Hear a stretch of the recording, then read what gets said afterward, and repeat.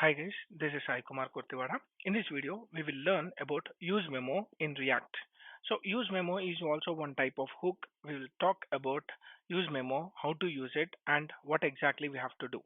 So first thing is, let me jump into one more slide so that you will understand what we are trying to cover in this video. So first we'll understand what is use memo, and the second thing is purpose of use memo, and the third thing is difference between use memo and the memo in React.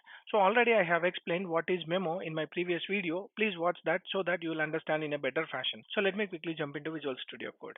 So now when we have to use a use memo, actually speaking, your entire JSX can be divided into modules or into small pieces of codes, and that can be maintained as a separate functions. For example, let me go with two things which we are using in our application from longer time, that is a random number, and I have something called as set random number, and this is something like a use state.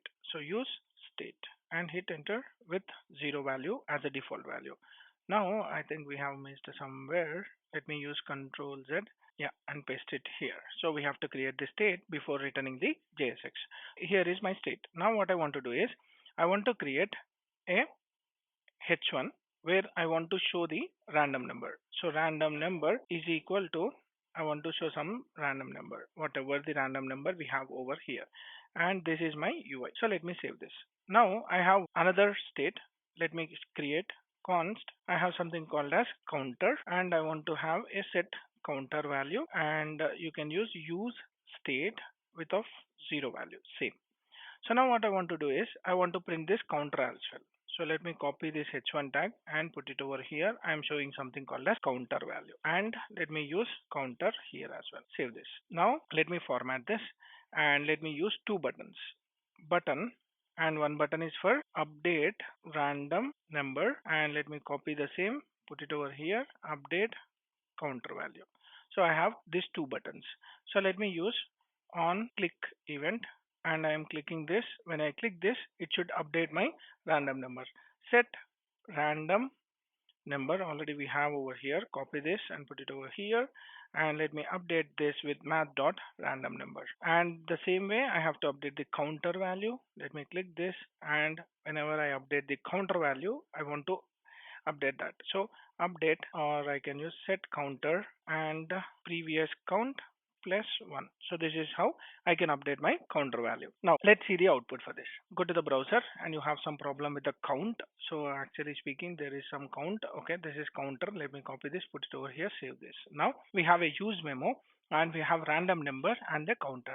So let me click on update random number. You got a random number over here. Update counter. So it is updating the counter value. So now random number is updating and the counter is updating. So what I want to do is I want to separate two of my UI. For example, let's treat that this random number generation and random number content, I want to separate it as a method, and I want to use it separately, because if I want to enhance my random number logic, then I can enhance in my UI. So whenever I want to enhance this, what I want to do is I want to maintain as a modular one. Instead of creating another component, I am creating the method where I want to use it, and that can be reused inside this component. So that is also one of the benefit of creating a separate method. So what I'm doing is get random number UI, which is an arrow function. So inside this arrow function, I'll just return some JSX, and the JSX is this h1. So let me cut this and put it over here, so that whenever there is a random number update, I will be updating this get random UI number, and it will be populating here. So let me use that wherever I want to showcase this random number. Let me copy this, and this is a method, so I'm just calling it. Now let me save this. Now in the same way, I want to create one more thing called as get counter UI. Now I want to use a callback function, and this callback function will return us a JSX, and that JSX is related to our counter value. Let me cut this, put it over here, and format. So now I want to use this get counter UI here. So let me use get counter UI. So now what will happen is, instead of using the direct h1 tag, we are using in a separate method. Just assume you don't have only one particular element. Instead, you have hundreds of elements in a particular method, and that can also be reused. And I don't want to create it as a separate component. In that case, I can go with a method name. and where I want to use this either once or twice or thrice. How many times I want to use within this component, that many times I can use this.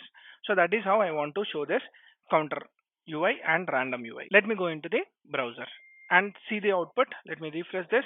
Now you can see the random number and the counter value. It is working as expected. But let me show you something here. So let me go here and write console.log of counter UI, and let me copy this console, put it over here, and I can use random UI. So I have created two consoles. One is for get random number UI and one is for counter UI. What happens if I am updating only random number or only counter value? So let's see that. Let me go into the inspect and let me go into the console and let me go here, clear this off and refresh. Now we got first time, that's okay. And now let me click on update random number.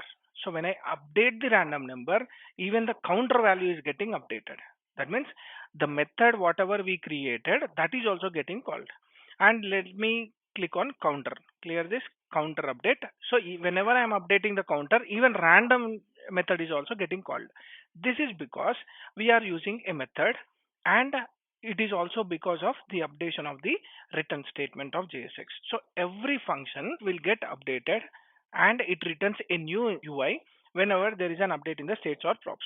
So that is the fundamental logic behind the scenes where React will work. And now what happening is when I separated this, you are seeing this line of code is re-rendering, this line of code is re-rendering. Even though random number does not depend on counter, my counter is getting updated. Counter, which is not dependent on the random number, is also getting updated whenever I update random number. So these are independent logics, but they are getting updated because of some XYZ states. So that is why we have to solve this, and this is one of the big performance issue, because now we have only one element, but you may be having 5 elements, 6 elements, or lot of magical code over there, and that will go on executing. So that's why we should not create the methods directly. Instead, we have to listen what are getting changed, and we have to call only that particular methods. Now that can be solved by using useMemo. UseMemo is a hook which helps us to take one function and create some dependencies. Whenever that dependencies updates, then only it will return a new UI to you or new logic to the browser. For example, in this case, I want to create a use memo, and this is having two parameters. One is the callback and one more is the dependencies. Here the dependency is random number. When my random number gets updated, this has to be called. Otherwise, do not call this method. And in the same way, I am just using use memo on my counter value. So it is also taking one parameter as a callback function where you will write all the logics.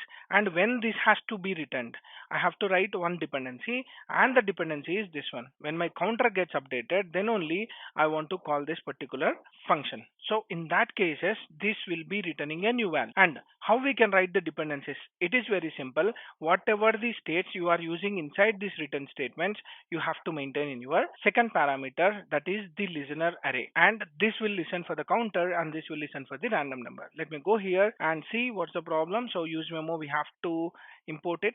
So let me import this. And the second thing is, we should never call this. Whenever you are trying to use memo, it is a reference which will be called in the future when there is a state update. So that's why you should not call it. Instead, you have to refer it. So I'm referring to that use memo function and I'm not calling it. When that will be called is whenever my counter or my random number, that is dependencies, gets updated, then that use memo will return a new UI. So let me go here. Now let me clear this off and reload. So first time it called, and let me click on update random number. So you can see only random number UI is getting called. And also I have mentioned even in my previous video, this shows two consoles just because we are using in a development environment. Once you go to the production environment, you will not see that. And also there is a technique to avoid this. I'll show you a bit later in another video how to avoid this. But for now, it is calling only once. Let me consider it is calling only once. Now when you click on update counter, only counter UI is getting called, but not the random UI. So that means whenever I'm updating the counter value, only counter related dependent UI is getting updated. And when I click on a random number, only random number related code is getting updated. So that is how you can use memo. Now we have one more point to discuss on the use memo. That is difference between use memo and memo in React. So actually speaking, whenever you want to create some set of small logic and you want to make that as a memoized function, then you can use memo in a particular functional component. But if you want to make complete functional component as a memoized functional component or a pure component, then you will be writing memo on that functional component. Pure functional component by default, it will always focus on two things. One is props and states update. So here we are giving manually what should be updated.